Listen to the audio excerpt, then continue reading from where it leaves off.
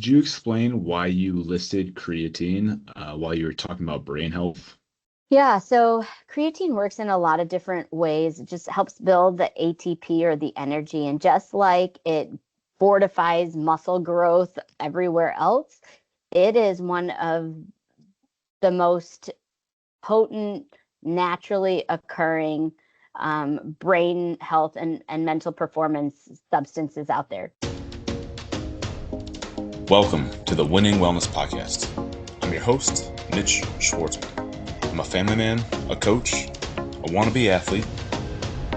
After earning 3 master's degrees and countless certifications, I've decided that podcasting is how I'm going to continue my education in all things wellness, longevity, and performance. Join me to learn along. I'd love to hear about your specialty, your professional specialty, your background, and how you're bringing in that world into the physical athletic performance world. Yeah, so I finished neurology residency about 10 to 11 years ago and then did a fellowship in epilepsy and mini focus area on TBI as well. And have been practicing as a neurologist for about 10 since then. And I've been in private practice, and I've been now at the University of Missouri at MU Healthcare. So in the academic setting as well.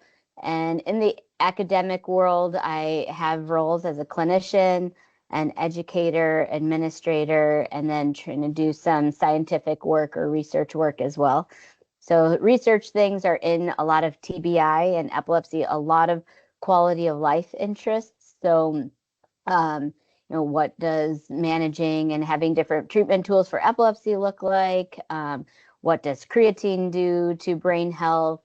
Um, and what doses might be good for that? And then actually submitted a couple grants last year to the DoD for post-traumatic epilepsy. So kind of blending those two worlds of head injury and epilepsy.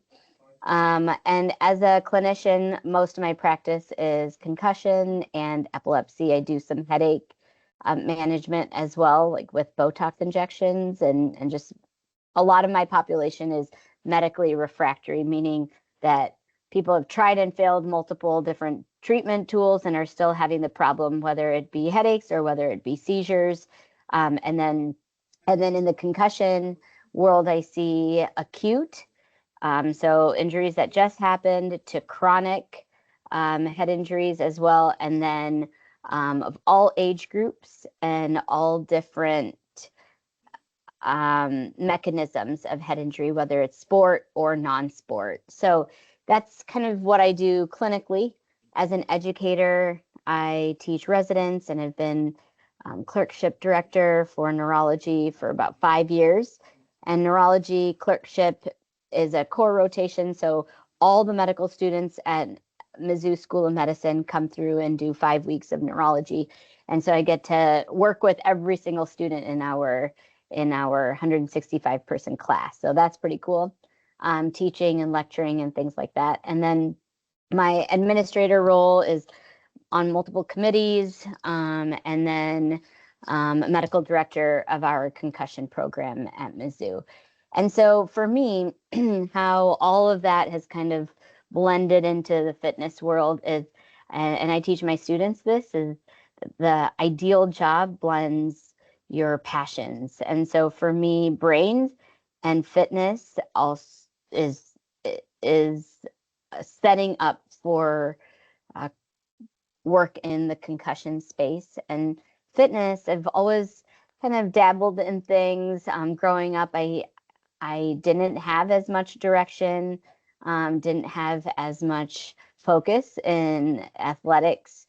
And so I love being a part of something that gives youth athletes that access, and engaging with parents to give their kids an experience of great coaching, safe place to train, really working on all of those soft and hard skills of performance and also fitness, whether it's nutrition or sleep or mental performance or just coachability and dedication and okay to fail and perseverance, all of those things, the soft and hard skills that are really translatable.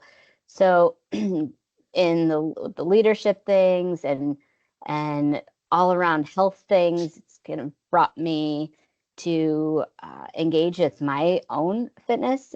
I think in a meaningful way that's led to powerlifting. And before I started competing more seriously in powerlifting, I was also doing sprint triathlons. And so I would do that in the summer and powerlifting in the winter, like polar opposites, just because I really value just just broad abilities, just learning new skills, being okay with being uncomfortable, and just being able to jump right in and participate in something and hopefully do well in doing it. So that is my own personal fitness. And then through that, have met some amazing people, have had really good teams, thankfully in all aspects of profession. And so through that, met my business partner, Sam Tolner. And so I was at a point where I kind of wanted to learn new skills and again, give that experience to youth athletes and adult athletes of just dedicated, safe coaching and training. And he was ready to move on from being a coach and an athlete himself to a director to then owner, and worked up the ranks of the Parisi ladder, which Parisi is the speed school. And so together we aligned and we opened up a dream job, a dream place here in the St. Louis area. And how that also blends my area of medicine and interest in that is an experience is a multidisciplinary approach to sport. And that's where I was kind of talking about that collegiate and pro experience at the youth level or Gen Pop level is we have access to a nutritionist, to a mental performance coach, to PT, athletic training, sport chiropractor, sports masseuse, all within this space, built in where at some point having them come in on a rotation that becomes predictable so that coaches, parents, they know that under one roof they can get all of these services met, which again is very similar to that collegiate experience of the student athlete, is just having total performance addressed. And then we also have a recovery space with Normatec boots and an infrared sauna as well. So, just kind of incorporating full wellness and a multidisciplinary approach to sport performance. So that is kind of the whole circle of how my neurology and medical background has now led to my own personal fitness growth and commitment to now owning a sport performance facility. Yeah, I love it. That's great. You mentioned maybe not being super sports focused in your younger years, but you also mentioned that you were a distance athlete in the summer and then a powerlifting athlete in the winter, I think it was. At what point did you decide that you wanted to challenge yourself and that you wanted to do that? And did it have anything to do with what you were learning from a neurologist standpoint, or was it just your personality and you're kind of discovering some things? As a younger person, like as a kid, I ran mostly. So I did a lot of cross country and distance running and track. And I feel like in a lot of ways, it's a low hanging fruit. You just put on a good pair of shoes and find some pavement, and go out and do that. And it's great. And I enjoyed that a lot. Again, didn't have like great great mentorship in that. And I think maybe it was just because of my own skill, but that's something I think that's really important too, is that attentiveness to even not your star athlete. And I love that we have athletes of all different skill levels here. I have 2 kids, and I think you can train um, and build on foundational skills. And even in the medical world, we hear that those high level performing people are easier to give tasks to than just bringing up the lower performing people. But I think in sport, I think there's a place for everybody, and you can build on foundations of athleticism. And so kind of built on some of those things. And I think the biggest asset would just be diligence, just showing up and doing the thing and trusting the process and really trusting the people that are helping you on that process, like on that journey, I think is a big part. So that's why we have a lot of pride in the coaches that we have here at Perform, because they are committed and they can be trusted by athletes of all ages, by parents, because they are so dedicated and committed. And so just kind of stayed diligent, had my kids, decided I need to focus on some wellness, and for me, some like iron pushing and weight pushing was a great way to start the day. Helped me in any situation, whether it was personal or professional, to have confidence and to know that I can be gritty and strong. And my kids, even if it was a rough day or a rough personality of person I had to associate with, they'll be like, "Can you lift more than them?" And then I'll be like, "Yeah, probably." And they're like, "Yeah." So, no, I think you should feel good about that. And it's true, when you can feel that way. And so it just helps you to have perspective and to stay focused. And I felt like I was much more time efficient when I started my day out with some focused training. And there are all kinds of concepts, right? Like training to failure. Well, that makes it okay to fail and learn and grow through those challenges. And all of those things are translatable. And so I just stayed diligent at the gym, getting back into fitness after having kids. And then about 5 years ago, my coach trainer at that point was like, "Hey, you should really like compete in some things," which was speaking my language, because I'm a pretty competitive person, like a performance outcome driven kind of person, goal oriented, is kind of my language. And so dangling something like that in front of me, I was like, yes, well, I get to learn new skills, which I love to do, which is a big reason for the gym here too. Learn new skills, challenge myself, perform, and then hopefully perform well. And so that is how I kind of got into powerlifting, learned a whole lot, still learning. And then again, kind of value that generalist, being able to just jump into an ultimate frisbee game here, or swim for distance here, or speed, or I'm not that fast, but the pace should be faster. And so, bike and run. And so for me, that was the whole reason for both of those things. And then when I started competing more in powerlifting, I saw that maybe I can focus a bit more in this and be more successful. And then I started doing that about 2 or 3 years ago. So. Love hearing about, you got the strong mom role going, where the kids get to see mom be lifting weights and doing all that good stuff. And as a father, it's a lot of fun to have the kids. Although they are wrong, they think that I'm like the strongest guy in the world, and that's gonna last for like any day now. That's gonna just disappear. But for now and for the last few years, it's been fun to just let them think that their dad is some huge strong beast. So I'm glad they could just see mom walk through those shoes.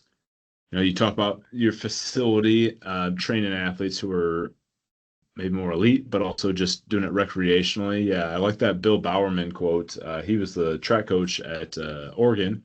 He said, "If you have a body, you are an athlete." You know, everybody needs to just identify as an athlete and find ways to push themselves. Absolutely. And and I think so having two girls that are in sixth grade, my older one's 11, my younger one is 8, is that same philosophy is you have a body, so we can use it for all the purposes, for academic purposes and building your intellect and the person you are in the heart, but also and a healthy body. And all of those things are just even at the youth level trying to encourage them and build those healthy habits and training them in the way they should go so that when they get older, it will be an incorporated part of their life. So whether it's eating for fuel and balanced, um, optimizing mental health and mental performance in a healthy way, trying to be diligent about good sleep and community, all of those things and accountability. And similarly, and I'm sure, Mitch, I heard you lift too. You're super strong. Your kids should think you're a superhero, a strong, the Hulk for as long as they can. And for girls, they would choose coming to a powerlifting meet over, a pool day with their friends. So they love watching. And I remember my older one, Grace, she was at a powerlifting meet here in St. Louis, actually. I think it was nationals. And I got no repped. Like I got 3 X's. And she just looks back at someone on my team that was there and was like, she dropped the bar too high, didn't she? So like she will know what I am doing wrong. And, trying to get to weight, she'll see a little bit of that process and she'll be like, I'm really proud of you. That was hard to watch. Now don't miss a rep. You should get it. And for Halloween, she wants to go as a deadlifter. So she borrows my body, like my suit, and then puts the long socks on and the shoes and the belt. And when people think, she's in bodybuilding, she'll kind of roll her eyes and she's like, I'm a deadlifter. And so it's just ingrained in their culture too at such a young age, which I'm very proud about. Yeah, very good. I even see there's been a few things on my, maybe it's a combination of the things I've been researching, but also my algorithm has been spitting out things about how us parents are passing on like fitness traits to our children. So I've had some of those things flare up lately. So it's not only um, the example that we set and the culture that we build in our houses, but we're actually uh, we're kind of changing our genetics a little bit with enough training. There's some studies that are claiming that we're making an impact for the next generation. So Yeah, there's absolutely. there's only good stuff that is coming from it. Um, that's great to hear that that impact that you're using fitness on your family and for yourself. Professionally, you've got this fantastic niche as a neurologist, specifically spending more time with TBIs and concussions, traumatic brain injuries and concussions, and doing some creatine related research as well. Um, if we kind of spin into the concussion space a little bit more, um, is there anything that you do or you coach people to do, whether it's nutrition or lifestyle or strengthening in certain muscles? Is there anything you can do to prevent a concussion or a TBI? I think prevention is hard because nobody lives in a bubble. And so I see patients with concussions tripping on their dog leash or running track, or of course, all of the contact sports that are out there, but real motor vehicle accidents. So there's really nothing that we can do to necessarily prevent head injuries in our lives, except for not participating in some of these activities, right? But I am a big believer in quality of life, and if your passion is to participate and do certain activities, you really should. I think it does require wisdom too, and being coachable. So when I have athletes, and it's kind of a different answer to your question, but when we talk about at least coming out of sport, and maybe the idea of that is prevention.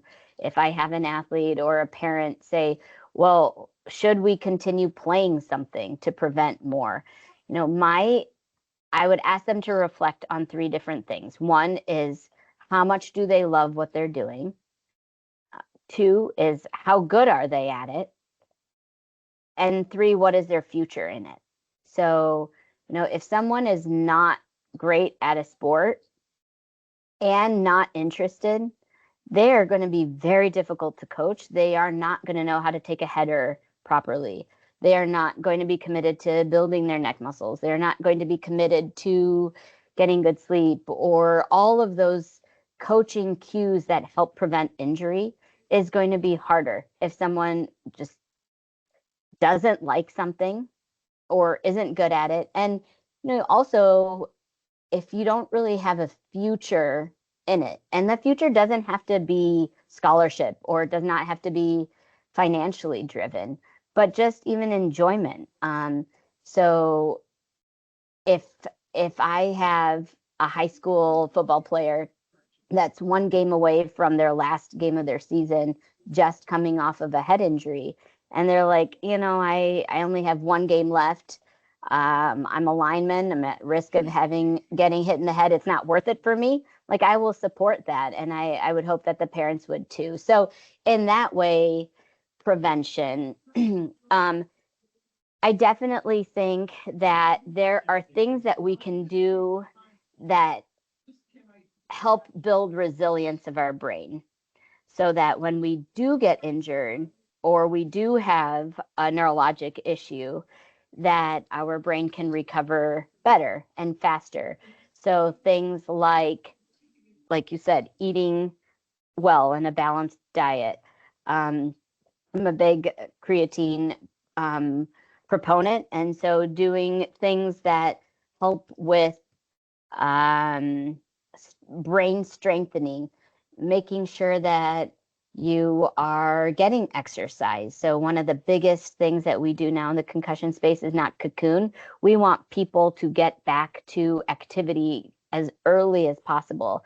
And so making sure that even at baseline, we're doing things like fitness activities, 30 to 60 minutes a day, at least 4 times a week.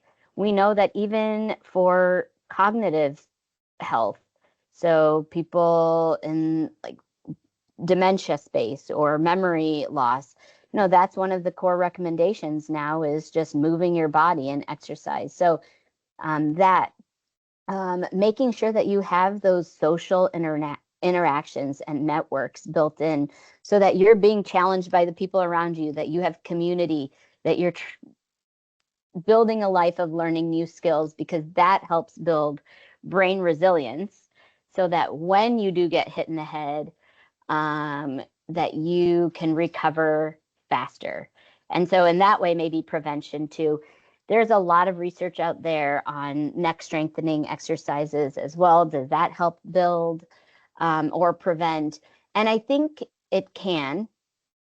The problem, at least when somebody is playing a contact sport, is people watch video. People know what someone's strengths are. And there's going to be someone who trains that even harder or more, or excels in that space even more. So as much as you might train your neck, there might be somebody who can train it more, and so that doesn't necessarily prevent injury.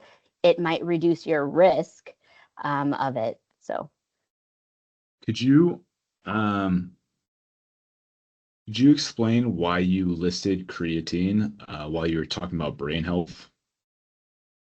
Yeah, so creatine works in a lot of different ways. It just helps build the ATP or the energy. And just like it fortifies muscle growth everywhere else, it is one of the most potent, naturally occurring brain health and mental performance substances out there, just like caffeine. So, you know, I I wonder how many people start their day without any sort of caffeine, like no coffee, no energy drinks, nothing as far as caffeine goes. There's a whole market of pre-workout, just to give that extra oomph. Well, creatine is very naturally occurring. And so it is one of the most powerful sources of ATP. And using it as a supplement can help with um, building a stronger baseline as well as recovering after injury. So they did studies looking at even pediatric patients after an acute head injury in massive doses of creatine for shorter periods of time. And their recovery after brain injury was better in 3 months than people who didn't use creatine. And when they were looking at the different um, variables of head injury recovery, it was mostly in the cognitive and mental health factors and components, core measures, versus things like their motor skills. So we saw that cognitively and mental health wise, kids that got creatine in the acute stages of head injury did a lot better than kids who didn't, and it wasn't even muscular. So, there are a lot of benefits. There's a lot of literature. I've just published in Missouri Medical, and then also Mizzou puts out an article called Live Healthy. And there's a lot of focus of creatine in women over 40. But really, I would argue that it's good for athletes, it's good for non athletes, it's good for people of all ages and all genders. Do do you have your daughters taking creatine? I do. And you said there's like a maybe a 12-year-old, and then what's the age of the other one? 8 and 11. Okay, okay. And it's a quarter to a half scoop. It's not big, massive doses. There's no risk of kidney injury at this. And really, it's just about, they're not cramping and their sizes in general. So, And you're doing it for it's a health supplement. It is not because your daughters are seeking a bigger bench press necessarily, correct? absolutely Yeah, not. No, no. yeah. It is for overall health and wellness, and then specifically focused on the brain health and wellness, less so about anything strength and muscular. And then, do you have any comments on the dosage? It used to be that 5 grams was the thing, but lately people have been playing around with these higher dosages. And where do you think that maybe the average uh, health-minded individual should maybe sit? Yeah, I think one scoop, which is of the powder form, which is that 5 grams, is a great maintenance. It is aliquoted in those little scoops for a reason, I think, so I think you have extremely minimal chance of kidney injury or any sort of consequence, GI difficulty with one scoop a day. Logistically, it's easy because it mixes well, and so I know that there are people who play around with loading doses, and I think that might be a little bit more goal oriented. Like, I have a big competition coming up, it's part of my training program, or football season starting. I need to have a heavier squat and a massive deadlift, and so maybe people load up on creatine for that reason. But I think good general healthy amount is one scoop or 5 grams for a normal adult, like normal sized adult. And then kids, you could play around with lower doses, even like a half scoop, just something maintenance, to establish patterns, establish habits, and get the benefit. That study that I was telling you about, they used really big doses, 0.4 grams per kilogram per day. So at a 10 kilogram person, which is like 20 pounds, you're at like 4 grams. So it was a big dose. Yeah, that is very interesting. I wonder how much, if I take a little bit more, I wonder what I'll feel, what benefits I'll get. Um, it's interesting. It's interesting to brainstorm about. Um, all right, so we have some strategies for maybe lifestyle interventions, possibly some just creating a healthier brain, maybe a stronger base for our brain to sit on through muscles. But then a TBI or a concussion is going to happen. Um,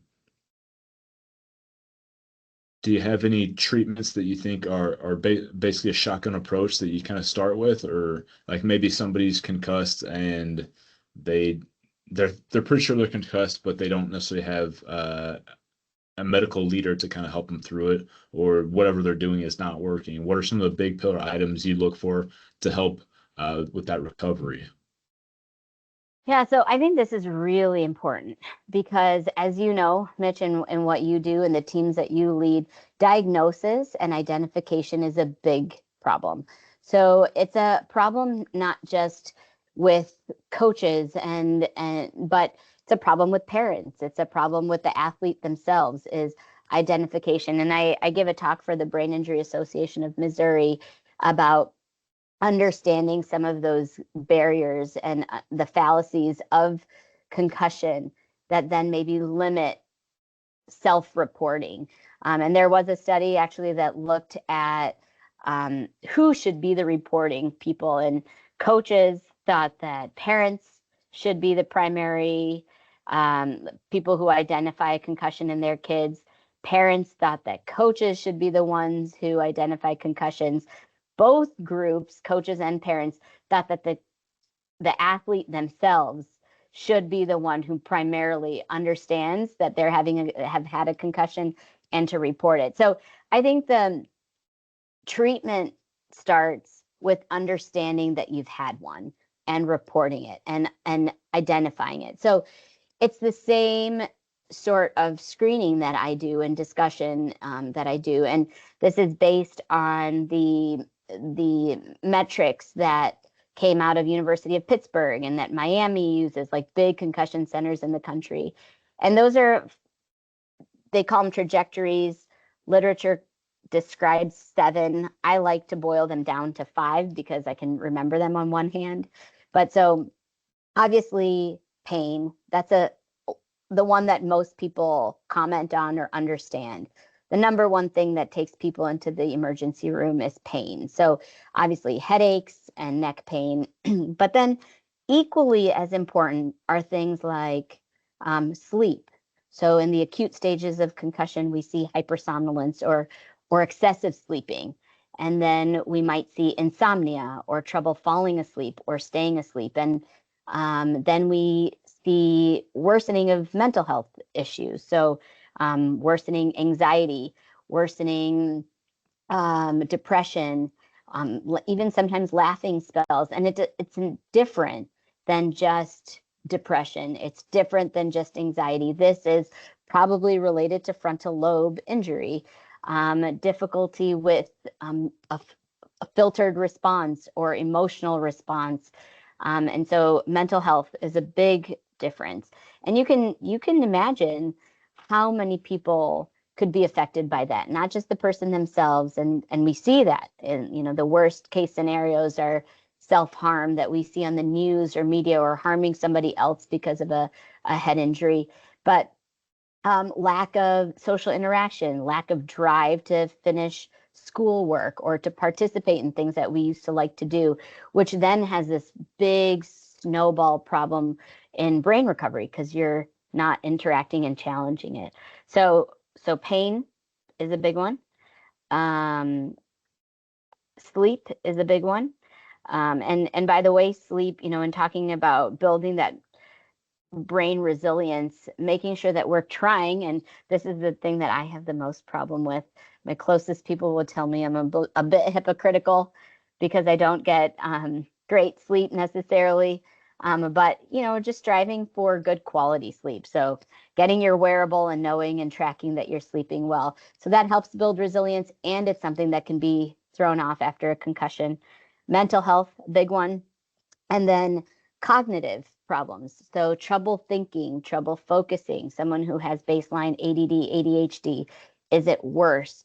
Trouble multitasking, solving problems. So you have your athlete on the field who is usually really strategic and can see those holes, see those gaps, and they can't even think about how to problem solve real time.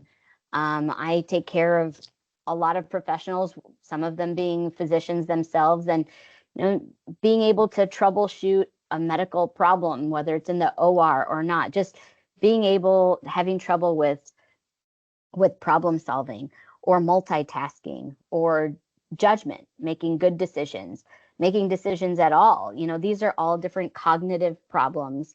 The other thing I see is grades falling. So I ask people about how their grades are, and sometimes student athletes are driven in a different sort of way. Cody, for example, he is a driven, like one of the most driven people I've ever met. And since they're used to a level of performance, they might push to keep that same level of performance, but the effort that they have to expend is a lot more. So in my powerlifting, I'm starting to think more about rate of perceived effort, RPE, when doing a set. And I ask my patients to think about something similar. Is your effort more to achieve the same goal? And that might be a manifestation of trouble with cognition after a head injury. And then, of course, like the motor things. So jerking, shaking, twitching, balance, coordination, proprioception. I see a lot of patients that standard physical therapy are like, oh, they're good to go. But then they are softball players. We have a coach here who played college softball.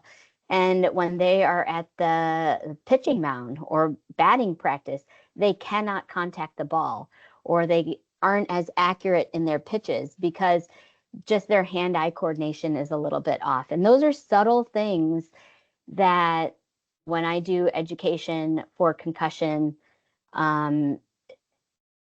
anywhere nationwide or regionally, those are the signs and symptoms that I want athletes and non-athletes to identify. Is not just, oh, I have pain, or not just, oh, I'm dizzy. Everything else I'll shake off. It's even the subtle things like, hey, are my closest relationships more strained because of mental health issues? Because all of those things pile on.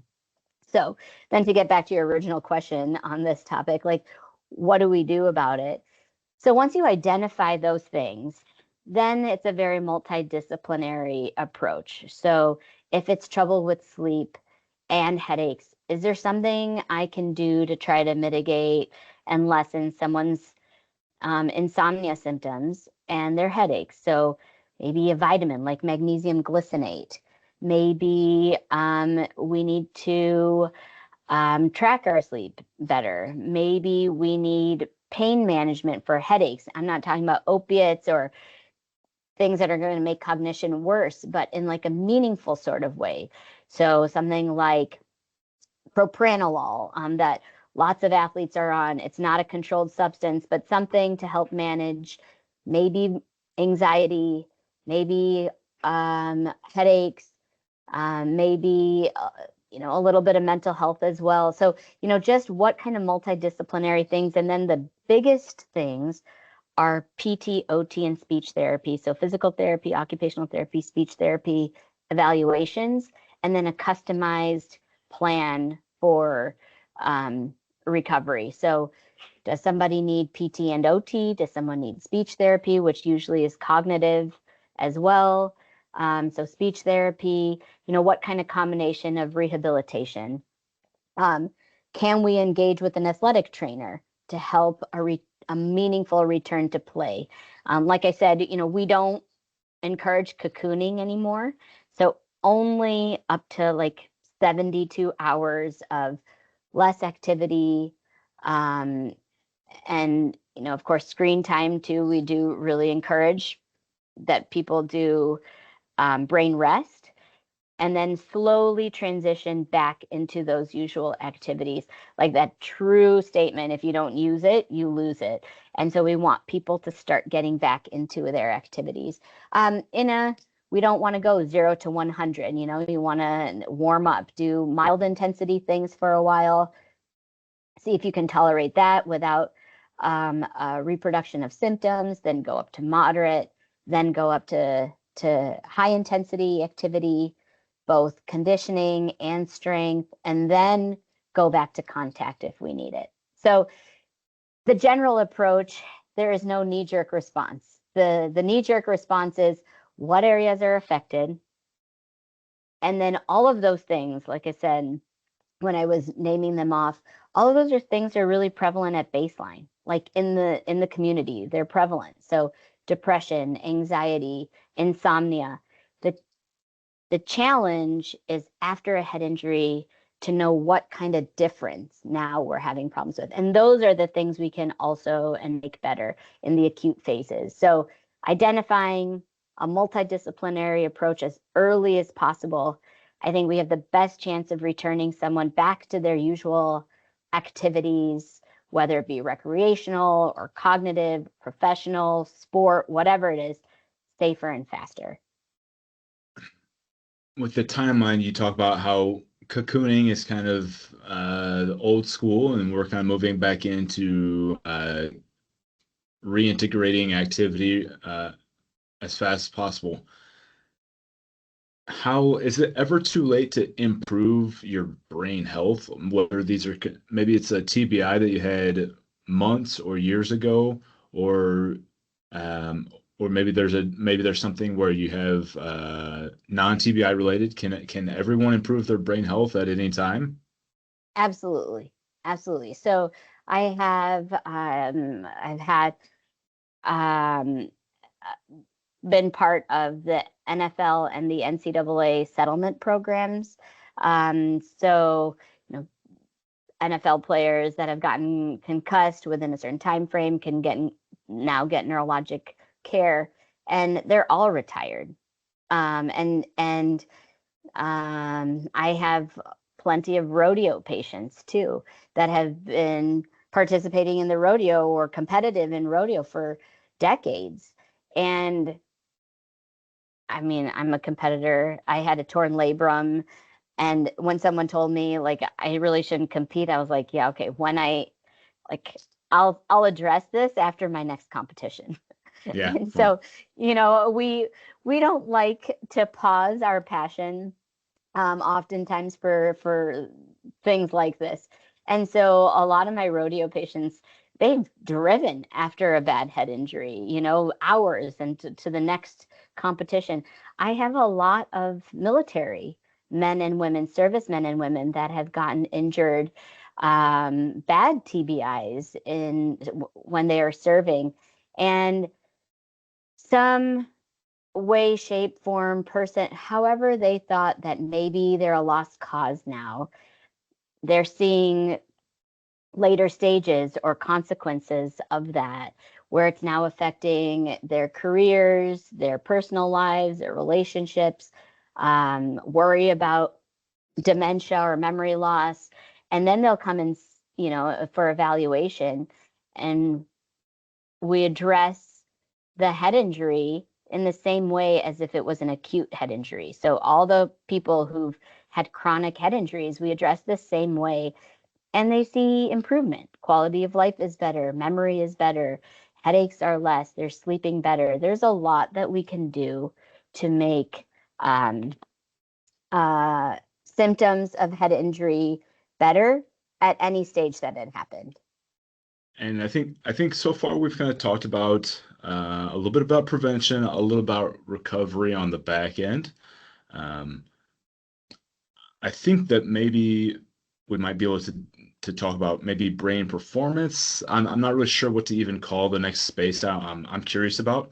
Um, how do we how do we secure a better brain? Is it the brain games and doing crossword puzzles? What activities can we do that will maybe drive like neuroplasticity or create just a better brain? Yeah, that's a great question that I think a lot of research is being, or a lot of interest in research is being directed towards. I think good medicine, like the practice of medicine, is evidence-based and common sense, like the blend of both of those things. And so I think that my answer to that, my opinion, would be training, like training the brain. Um, and then, as we kind of talked about before, is increasing the baseline resilience of the brain. So easy, like low hanging fruit things would be try to optimize sleep. So recognizing that if there's trouble with falling asleep and staying asleep, not always trying to hit like a benchmark number of hours, but I mean, there are those goals, but me chronically not meeting those goals, I will say that at least quality. So identifying that, doing what we can to not have screens in the room, to limit the use of scrolling in bed, to not be like really revved up right before we sleep, to do relaxing things, to work out earlier in the day, to leave the bed for intimacy and sleep only. Just good habits for getting, which transitions to like the next thing, but getting sleep apnea treated if someone has it. Like a lot of times we talked about building those neck muscles. A lot of times, even if someone's not like obese, we see sleep apnea because we have big, thick, strong necks, and if you're not sleeping well because of obstruction and breathing problems, then your brain is not getting a chance to have good quality sleep, have memory consolidation when you sleep, build those good habits and that resilience, heal and recover. And so a lot around sleep is a big one. A balanced diet, protein, carbs, fats, like all of that, eating well, healthy, balanced is important. Vitamin supplements, multivitamins when we need it as well. Um, um, uh, like we talked about creatine as one of those meaningful substances. Um, One of the big things that people miss out on is treating any underlying medical conditions. So, for example, if someone is having pain, they have headaches, they have diabetes, they have high blood pressure, heart rate issues, depression, whatever it might be, and sleep apnea being another one, if we are not identifying and treating those chronic medical conditions, they will ultimately affect the brain because the brain is an end organ. And so if you have higher risk of cardiovascular disease because of untreated diabetes, if you aren't challenging yourself because of untreated depression and anxiety or making those relationships, then we are at risk of not having optimal brain performance. So treating those chronic medical conditions, and then movement, really. So training, learning how to use your body to be coordinated, be balanced. All of those things build neuronal networks. And when we talk about plasticity, it's all about networks. It's all about redundancy of network, training it. So things like training reaction speed and dual tasking. So we know, for example, in athletes, and we've kind of even built that into our gym space here at Perform as well, through empaths, which is a sport empath, where it's a biomechanic tool, video, sensorless, where we can measure body mechanics. And we have a screen where we can do dual tasking. And we know that there's a decrement in movement when someone is given a cognitive task.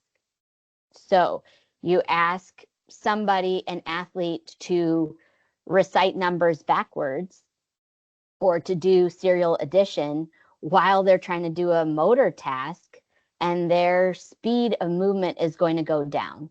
So if you can train those things and build that resilience as a part of foundation, then people will do better, and perform better with their brain, if that makes sense. So sleep, nutrition, exercise, because again, a healthy body results in a healthy brain. So if you're exercising, your lungs are healthy, your back is healthy, your heart is healthy, your brain will also have a better chance of being healthy. So movement and exercise, treating underlying medical conditions, and then training, whether that is training cognitively, so those brain games you were talking about, dual tasking training, motor and brain things, but just trying to learn new skills through training.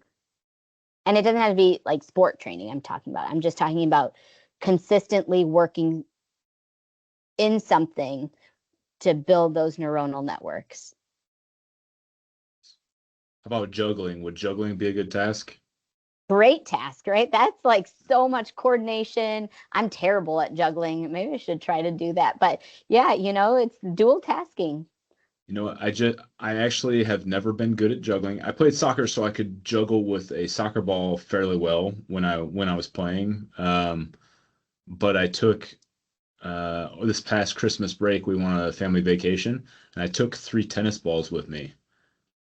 And in like 3 20-minute sessions of like focused effort, I went from being absolutely horrible to kind of okay to like okay. So, I mean, but you think about how rarely we get to learn a new skill. Yeah. Like I'm done learning how to ride bikes. I'm not going to pick up too many other, but I went from terrible, terrible, worst of the worst at juggling, and in like 3 20-minute sessions, worked my way up to reasonable and okay. But fun to learn a new skill. Um, but yeah, you just get a high off of learning it, and it's a challenge, and it moves your body. Yeah, so I think, yeah. So now, Some easy ones too, and there's kind of a joke with some of the NFL players that I used to see, where they did do concussion care somewhere else, and they were like, we just went here, and my appointments take a while, because they go through all of these things, counseling, screening tools are built in. But so NFL players would be like, I was just told to learn a new instrument. So learning how to play a new instrument, while that is kind of a joke, like that's the only part of the encounter when you have all these other brain health things going on, that is an easy way to learn a new skill. You don't have to be, a concert playing Carnegie Hall kind of person, but just learning something new like that, or new languages. I'm seeing ads all the time on Instagram of learning a new language. And so again, you don't have to like be able to write poetry in it, but being able to at least learn that. And it's such a practical thing. It helps you relate to other people. It helps you to be humbled. It helps you to just build that new skill. And so those are also just like juggling, being able to be okay with being uncomfortable, be okay with not being top performer, but just knowing that you're building a new network that will help your brain to be resilient and to help your brain to perform is key. awesome. That's great. That's great news. I have never gotten any skills on a musical instrument. I played the violin for 24 hours. I had one piano lesson, but I think down the road I think maybe like a little guitar or something, because I've got my children and I want them to have that skill set of some type of musical outlet. So on top of being good for their brain health, I'm kind of pushing for that as well. Um, so I like it. I'm making big plans, big brain plans over here. Mhm. Um, we've talked about screen time a couple of times today. How maybe in a concussed state, you want to stay away from it a little bit more, but also um, how it's not going to help us with our sleep. I think that's because due to the blue light, maybe. What do you do with your patients for screen time, but also what do you do with your daughters for their screen time? How do you guide what goes on in your own house? Yeah. So my kids know what's going to push my buttons and what I'm going to say no to. And they know why. So I think explaining the why is very helpful in any situation. So they'll be like, well, mom's going to say, I hear their discussions by themselves and they're like, well, we should try to watch TV. And then one will say, yeah, mom's not going to say yes to that because it's going to cause brain rot. And so there's a lot of like discussion about brain rot. Um, and in school too, they'll come back and be like, well, so and so got a phone and so gets to watch like 8 hours of TV, in a week on the weekdays, mom. And I'm like, yeah, I know. And they're like, but and you can see like there's just disappointment because they know I'll say no, but they'll be like, but our brain's not rotting as fast. And so they know um those things. My kids are allowed to watch on Friday nights, Saturday nights, and Sunday nights only. And it's usually about one movie worth. So they watch like maybe an hour and a half. But and Friday nights are less now just because, you know, Grace is playing basketball and she has basketball games. So it really turns out to be two to three nights a week of an hour and a half, which sounds like a lot when I'm saying it to myself, but also I think given the culture and the trend to have more screen time, it's probably okay. We did get Grace a phone so she can communicate, but that also all the parental controls on reducing screen time and shutting it off at a certain time, the phone outside the room, not able to play games on it or scroll or like TikTok and Facebook. Like she doesn't have any of those things on it. So that's kind of how I manage that. Um, Also, a lot of like schedule for sleep, so being in bed by a certain time, they're conditioned to not get out of bed until 6:40 in the morning. And like those sleep habits. So just kind of those incorporated. It is hard now that a lot of schoolwork has to be on the screens too. And that is built into screen time. Like you don't get extra just because you're doing it for academic purposes. So I try to build that in or help to make their academic screen time less, do what we can in a book, and then have more time for fun types of screen stuff. And then patients, I um, I also do a lot of counseling and describe the why, right? Like nobody wants to see a doctor that's just like, this is what I need you to do because it's what I said. They have enough people like that in their lives. I'm okay though being bad cop. And so parents will often be like, what about the phone? And so I'll be like, all the same things that I tell my kids, which is I don't want you to do it if you can right before bed. Limit your amount per day.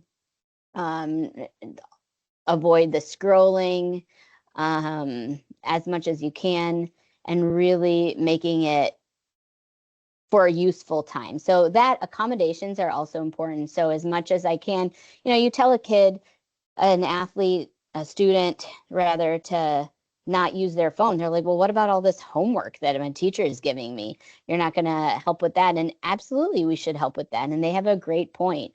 So I'll write accommodations for school, allowing them to take breaks from the screen, or allowing them to wear blue light glasses, or doing like text to voice as much as possible, where they don't have to read on a screen, but they can have their work printed out in front of them. And if somebody can read what's on a screen to them instead of them reading, that can be helpful.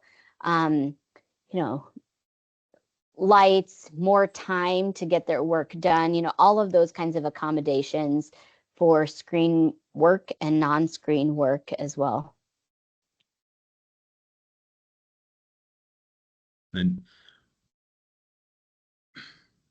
But why is the screen so bad for us? What's going on? Is it the eye tracking, the wavelength of light, the content, or the lack of content, or what about it is a negative factor? Yeah, I think it's after a head injury, vestibulo-ocular things are really disrupted. And that's why we see a lot of hand-eye coordination. That's why I think we see one head injury leading to a second leading to a third, because balance is off, coordination is off. And so that vestibulo-ocular system, and that's another reason why physical therapy is so important, needs to be conditioned and primed and treated. And so rehabilitated, if you will. And so I think screen, when I am wearing my hat as an epileptologist, as a seizure doctor, reading an EEG, I can see when somebody is scrolling or looking at a screen because of the way their eyes are darting around on an EEG. And so because of that, that can make their symptoms worse. Also, focusing on fast moving items on a screen or lights, that causes brain strain, which then limits recovery after a head injury too, because the brain is just tired, it's fatigued. The other thing is, we talked about how movement is important. Return to play, return to activity is important. And if you're spending your bandwidth on something sedentary, like a screen activity, whether it's your phone or a computer or a TV or tablet or whatever it is, then it's less body movement, and that's why, this opens probably up a whole discussion on the problem of obesity and sedentary lifestyles now, because there's so much screen time now, video games, things like that, where it takes away from actual fitness and movement. And so I think all of those reasons is why we try to limit screen time. So brain rot is real. Brain rot is real. Selfishly, I want to hear more. Do you have any other things that you think you've chosen as a parent that you're doing that's different from maybe the other kids in the neighborhood or your daughter's peer group, that you just kind of roll your eyes like, no, we've talked about the phone discipline, the TV discipline. Are there other things that you're just like, I cannot believe all your friends' parents do this? Not to get you in trouble with their social circle, but is there anything else that stands out that you're just, I know that girls are going to your powerlifting meets. That's probably not too common for them and their circle of friends. Yeah, they train. So yeah, again, thinking about all of those, the 5 areas, mental health, cognitive, sleep, pain, and movement. So, there are only certain areas that you as a parent have control over. Try to engage them in healthy relationships, which is a manifestation of mental health too. Trying to encourage them to report things, that they won't get in trouble if they tell you something, and even if it's not that they're reluctant to admit. And I think all of that leads to a safe space for reporting and advocating and teaching and counseling and training, again, training up a kid in the way they should go so that when they get older, they don't depart from it. That whole mentality of, I'm going to create a safe space so that if you get hurt or if something's not going well, if you don't feel good, you should tell me and I can get help for it. So, I mean, everyone parents differently, and I don't, I don't try to judge other parents for sure. So I'm sure a lot of people have that mentality too. I think the diet is a big one. Supplementing with vitamins and creatine or protein if and when needed, and encouraging that lifestyle. Making sure they're very regimented on sleep. Like, I know people who kids can stay up as late as they want, and we're like, it's pretty regimented. They know that there are not a lot of things that will irritate me as much as like dragging their feet before bedtime. Like, this is not the time to ask like all of the in-depth questions. Like, it's sleep time now. So there's that. And then movement wise, we can only improve things that we have a baseline to or that are measurable, right? So if we measure something, we can then identify trends and we can make them better. So if someone doesn't do a pull-up, and then you're not going to know. You're not going to be sensitive to knowing, well, how do my shoulders feel? How do my arms feel? How does my back feel? But so Grace and Isabel have done Parisi, which our gym here has. The youth curriculum is Parisi speed school, but we also, it's very strength and conditioning oriented. All of our coaches are Parisi certified. And if you doing pull-ups and activities like that is part of their fundamentals, and my kids have done Parisi from a very young age, and they haven't committed to a sport until this year. My 6th grader has now been playing basketball, but it has built foundations of sport, movement, agility, speed, discipline, strength, all of those very translatable skills, whether it's sport, whether it's school, whether it's learning music, all of those things, it's all very translatable. And when they do those things, then they're sensitive to like, coach has always told me through how many rounds to do, and today I could not remember it. If they're not challenging that, they don't know. If they're not doing pull-ups, they're not going to know like, hey, I was doing 5 and now I'm doing 2, and I have no reason, I can't figure out why I can't do those other 3, so movement, I think, is really important for establishing a baseline, establishing standards within yourself, expectations, and then you're more sensitive to when something is feeling off. I kind of describe it as like the princess and the pea.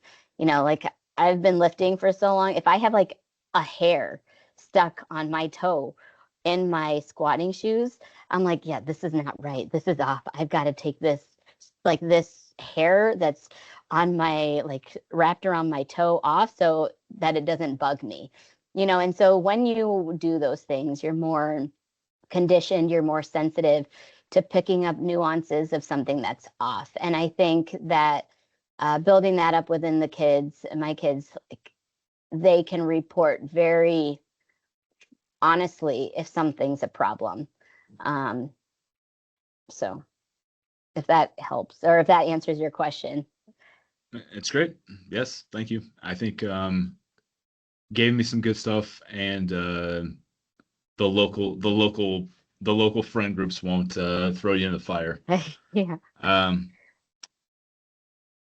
I've had, that reminded me, I got a whole bunch of people got an email, moms, like within my kids' class, and they're like, we got so-and-so got a phone, now they're using it too much, all of this downloaded content, like, what should we do? And like, maybe tongue in cheek, and they were in 5th grade or 4th grade, and I emailed back, I was like, sorry, I'm not going to be so helpful with this. It was probably for that reason that I specifically didn't get my 5th grader a phone.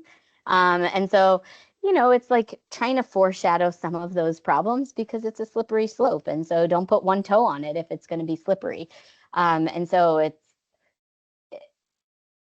at least things like that, trying to establish those boundaries, I think early on are helpful. Yeah, this is not a problem. This is not a problem 30 years ago. No. It's a kind of a new problem. Similar question. I'm gonna copy and paste that form of question. As a powerlifting competitor, what do you do differently that your competitors do not because of your knowledge of the brain? Mm. I don't know, Mitch, that's a hard one. I don't think I do anything differently. I think they do. I think the people I'm competing against do the other things much better than I do. So I'm just Okay. blessed to be in the space. It's a privilege to powerlift. I don't think I eat as well as I should. I don't think I sleep as well as I should. I probably don't train as long as I should for each session. It's I'm on call, I get this and that, it's interrupted. Like there's nothing that I think I would be a much better athlete if I did better things. Okay. I'll take it. Okay. Um, if we can turn to the future, I'm curious, where do you think where do you think you're gonna head in the future? You've kind of described your role, neurology. You're over in Columbia, associated with what is it, the Mi University of Missouri Hospital or It's University of Missouri MU Healthcare. okay, you're involved there. You have a private facility here in, I believe it's Maryland Heights. At Um, Perform Fitness in Maryland Heights. And then where do you think you're going with your future? And where do you think the industry of, can we say, medicine and neurology, where do you think that's going in the future? I think we'll start the last one first. I think medicine and neurology is going to go more, and already we're starting to see these trends, is trying to lessen polypharmacy, trying to lessen the use of pharmaceuticals. And so whether it's supplements or rehabilitation like PT, OT, speech, strength, like all of those kinds of things, in ways to try to decrease the amount of medication, which I think is great. So all of those like lifestyle things, and I think it will go there. I think a lot of medicine will go multidisciplinary, so not just being one lane, not just being blinders onto the holistic approach and networks of their bodies, but really just everything is connected. Let's amplify one to make something else better. So multidisciplinary. Let's make sure we're addressing one organ from the holistic perspective, which I think is great. Like we see a lot of that even with the utilization of neuropsychology in TBI and epilepsy and dementias, is that brain and mental health intersection. So a lot of multidisciplinary stuff. I think sport performance is going to go the same direction, is very well-rounded, very holistic. It's not just strength, it's not just conditioning, it's strength and conditioning, it's wellness, it's recovery, it's nutrition, it's mental performance, it's biomechanics, it's all of those things incorporated that help to lead to performance. And I think that that's why there's so much research around recovery tools now too. Sauna, cold plunge, needling, cupping, soft weight, all of these different techniques that are being looked at, just because you're trying to leverage other this other aspects to performance. Me personally, like I said, I love learning new skills. I love being a generalist, so not a pigeonholed neurologist. I love the conditions I treat, epilepsy and being able to read a technical study like an EEG. I love sport and brain, so I love concussion. The thing that you've probably been able to notice, talking, counseling, just that human interaction is great. So I love taking care of my patients, and being that continual person that they see in brain related things, whether that's academic practice, whether it's more niched in private practice, maybe utilizing more sport. Like there's just a whole lot of directions it can go. I do love being here in St. Louis. I love the gym. We built it from the ground up. We didn't take anyone else's over. We have an amazing team of people, coaches, athletes, parents that come through, connections like yourself, Mitch, that came through the gym space. So, just really great people, really great community. St. Louis has just been a great community. So even working on trying to establish relationships that might intersect with what we're doing, like things like Birch Tree, where there's addiction and mental health, and what can we do to fortify brain health through that, or Rise, which is for intellectually disabled, and being a program where they can come and do mentoring here, job coaching here, things like that, where we can intersect things in the community that we can work together, whether it be me also doing neurologic care within our community, or consulting, or coaching maybe one day. They joke that they once in a while I've been called coach, and I'm like, I've not earned that title. So maybe one day I'd love to coach with the rest of our team here. I think I just want to ask you, what question should I ask you that I have not? Ooh. What my favorite lift is. And it's the deadlift, right? I do love the deadlift, but the squat has also really, really grown on me. But yes, I think probably the lift that's closest to my heart is the deadlift. I have a shirt that's daughters, dumbbells, deadlifts. So yeah, I'd Nice. probably do that. I got one. I got dumbbells, deadlifts, and diapers. Yeah, that's a good one. Yep. So I think Yeah. it was the barbell company that did those. Yeah. I think I've enjoyed our discussion. If listeners want to get a hold of you, is there any avenue or medium that's a good channel for them? Yes. So I'm on Instagram under, I think, Combs_Ashraf. Can find me on just Googling. I've done a few different things where it might link up. So just my first name, last name, and neurology or concussion. You probably get quite a few things. I'm also on LinkedIn.